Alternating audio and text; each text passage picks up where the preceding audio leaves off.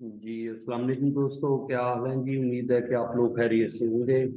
आज आप दोस्तों के साथ बड़ा इंपॉर्टेंट टॉपिक डिस्कस करना है जी। आप याद रखिएगा कि एक कंट्री है जिसका नाम है न्यूजीलैंड। आपको पता होना चाहिए कि ये बर्रे आज़म ऑस्ट्रेलिया के अंदर आता है जी। न्यूजीलैंड जो है, न्यूजीलैंड जो है इसको लैंड ऑफ कीवीज भी बोलते हैं जी। आपको पता है कीवी इनका नेशनल बर्ड है जी, तो लैंड ऑफ कीवीज जो है वो बोला जाता है न्यूजीलैंड को। न्यूजीलैंड का कैपिटल जो है ना जी वेलिंगटन है जी। कैपिटल इनका भी रिसेंट कैपिटल जो है ये वेलिंगटन है जी। इनकी आप याद रखिएगा कि इनकी करेंसी जो है न्यूजीलैंड की डॉलर है जी, न्यूजीलैंडियन डॉलर। बड़े शहरों में जो इनके शहर आते हैं बड़े, उनमें आपने याद रखना है, एक ये वाला है ऑकलैंड, वेलिंगटन, और एक यहाँ पे आता है क्राइस्ट चर्च, और एक शहर जो है ये वाला, इसका नाम है हैमिल्टन। तो बड़े शहर ये हैं जी। मतलब है कि जो ज्यादा आबादी वाले और पॉपुलर हैं, वेलिंगटन, क्राइस्टचर्च, हैमिल्टन और ऑकलैंड। अब ये देखिएगा कि जो इनकी आज़ादी है ना जी, इन्होंने बरतानिया से आज़ादी हासिल की थी। ये अपना नेशनल डे मनाते हैं सितंबर 26 सितंबर 1907 को। यूके से इनकी आज़ादी है जी। तो अब ये देखिएगा कि इनकी जो हाईएस्ट पीक है जी, वो आपने याद रखनी है कि हाईएस्ट पीक इनकी जो है वो यहाँ पे आती है जी, माउंट कुक है जी। ये एल्प्स, साउदर्न एल्प्स माउंटेन है जी, उनके अंदर मतलब है कि ये हाईएस्ट पीक जो है ये माउंट कुक, ये आती है जी। 3754 मीटर इसकी हाइट है जी। तो आप ध्यान रखिएगा कि जो न्यूजीलैंड है ये दो हिस्सों में डिवाइडेड है जी। ये साउथ आइलैंड्स हैं और ये नॉर्थ आइलैंड्स है। ये वाले जो ऊपर वाले नॉर्थ आइलैंड, दो हिस्सों में ये डिवाइडेड है। इसको जो सेपरेट करती है वो स्ट्रेट है जी, इसका नाम है कुक स्ट्रेट। ये कैप्टन जेम्स कुक था जिसने इसको, यूके का बंदा जिसने इसको डिस्कवर किया था, तो उसके नाम से ही कुक स्ट्रेट आपने याद रखना है, जो नॉर्थ आइलैंड को साउथ आइलैंड से सेपरेट करती है। जो न्यूजीलैंड है ना जी, इसका आप याद रखिएगा, एक तो कुक स्ट्रेट, दूसरा आपने ध्यान में रखना है कि यहाँ पे, एक मिनट वेट कीजिएगा जी।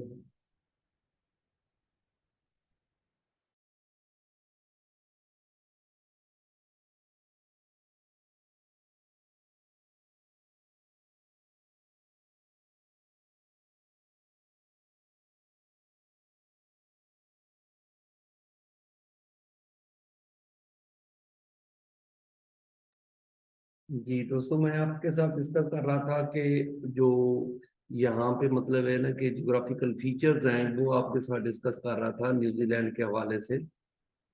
तो अब ये देखिएगा कि एक तो कुक स्ट्रेट आपने याद रखनी है कि ये कुक स्ट्रेट जो है ये सेपरेट करती है दो हिस्सों में, यानी कि न्यूजीलैंड को, साउथ न्यूजीलैंड को नॉर्थ न्यूजीलैंड से। इनकी एक जो माउंटेन है ना जी, वो कुक कुक माउंटेन है जी, ठीक है ना जी। कुक स्ट्रेट भी और माउंटेन का नाम भी कुक है जी, जिन 3754 मीटर इसकी हाइट है। ये साउदर्न एल्प्स माउंटेन जो है ना, रेंज है, उसके अंदर ये आती है जी।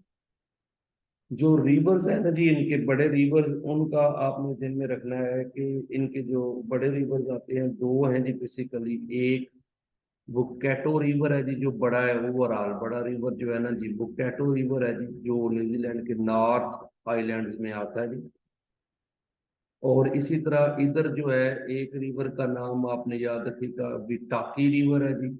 और ये जो सौदर्न आइलैंड में बड़ा रिवर है उसका नाम कलूथा के नाम से है जी, CLUTH, कलूथा रिवर जो है ये भी बड़ा रिवर है जी। लेकिन मेजर बड़ा रिवर ये वाला है जी। इनकी जो बड़ी लेक आती है ना जी, वो आपने याद रखिएगा कि लार्जेस्ट जो लेक है, ठीक है, वो नॉर्थ आइलैंड में जो आती है उसका नाम जो है टॉपो के नाम से, टॉपो लेक जो है ये बड़ी लेक आती है। और इसी तरह इधर जो है एक लेक हैवा, और दूसरी है अनु के नाम से। लेक अनु जो है ये सौदर्न आइलैंड्स की बड़ी लेक जो है वो मानी जाती है।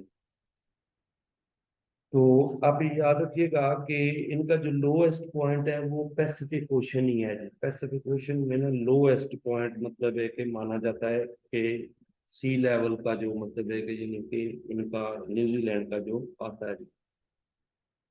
अब ये देखिएगा कि इनकी जो हिस्ट्री है ना जी, अगर हिस्ट्री अगर आप देखें तो आपको नजर आएगा कि 1642 में ना जी पहला बंदा जो यहाँ पे आया था उसका नाम है एबल तासमान। ये बेसिकली डच है जी, एक्सप्लोरर था एबल तासमान। लेकिन जो बंदा ब्रिटानिया से आया है ना जी, जो पहला बंदा वो 1770 में आया था, इंग्लिश एक्सप्लोरर है जी, captain James Cook. James Cook जो है ना वो मतलब है आपने याद रखिएगा, उसने आके पहली दफा साउदर्न आइलैंड्स जो है ना जी, अपना सॉरी एक नॉर्थ कोस्ट होता था साउदर्न आइलैंड्स में, और ब्रिटानिया को यानी कि उसने ब्रिटानिया के लिए क्लेम किया था कि ये एरिया जो है ये ब्रिटानिया का है। फिर एक ट्रीटी हुई थी जी 1840 में, आपने याद रखिएगा कि ट्रीटी हुई थी जिसके तहत वितंगी साइन हुई थी, ट्रीटी ऑफ वितंगी। ये एक इलाका है जी इनका वेतंगी, वहां पे मतलब है कि ट्रीटी साइन हुई थी जिसके तहत फिर क्वीन विक्टोरिया के लिए ये एरिया जो है यानी कि ये डिक्लेयर कर दिया गया कि क्वीन विक्टोरिया जो है वो यहाँ की हेड होगी जी। और न्यूजीलैंड का जो कैपिटल पहला रखा गया था वो रसल है। आपने याद रखना है कि रसल जो कंट्री शहर है ये पहला कैपिटल बनाया गया। लेकिन थोड़े अरसे बाद यानी एक साल बाद 1841 में ना कैपिटल कर दिया गया ऑकलैंड। अब याद रखिएगा कि 41 में कैपिटल ऑकलैंड हो गया था।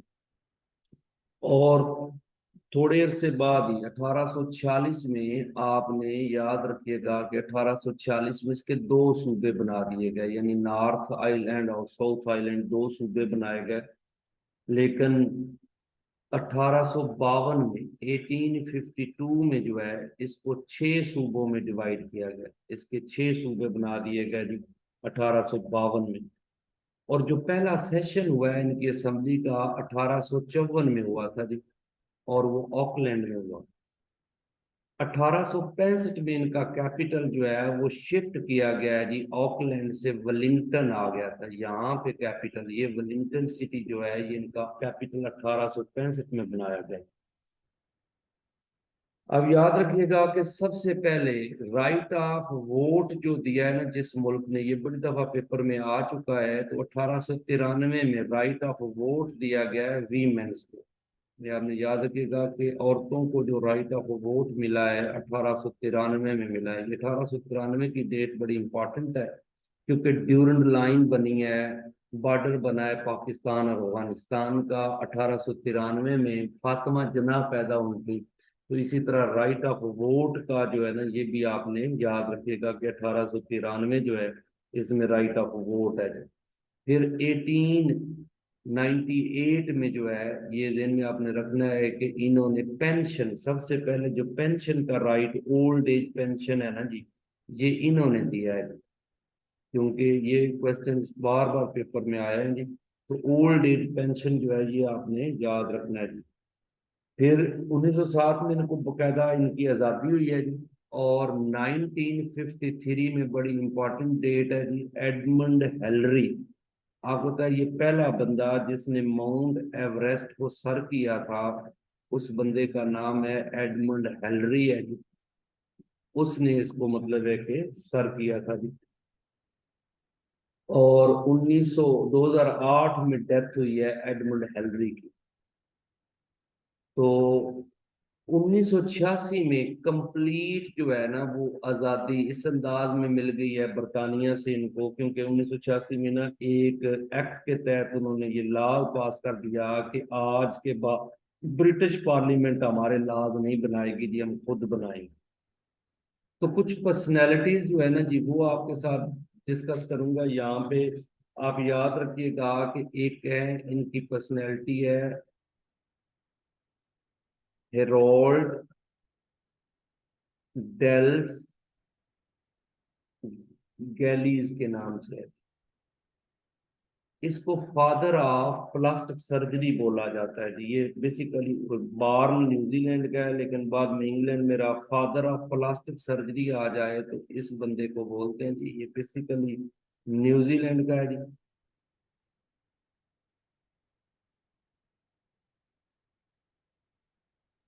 इसी तरह आप याद रखिएगा कि जो जेट बोट है ना जी, मॉडर्न जेट बोट जिस बंदे ने बनाई है ना जी, उस बंदे का नाम आपने याद रखना है, Charles William bill. Sir Charles है जी,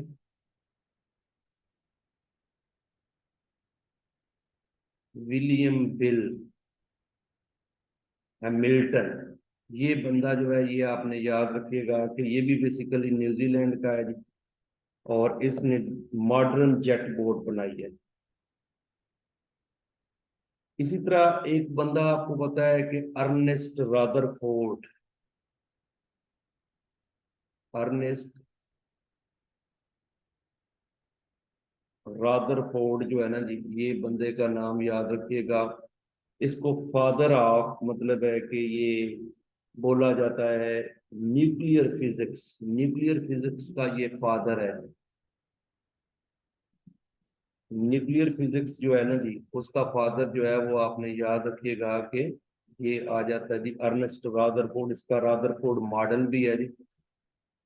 तो ये कुछ पर्सनैलिटीज थी जो मतलब है कि आपने याद रखनी है। और एक दिन जहाँ पे स्काई टावर है जी, ये बड़ा मशहूर है। स्काई टावर पे हर साल न्यू ईयर नाइट जो है वो सबसे पहले मनाई जाती है। ये ऑकलैंड में आता है। तो ये कुछ चीजें थी जो न्यूजीलैंड के हवाले से आप दोस्तों ने याद रखनी है जी।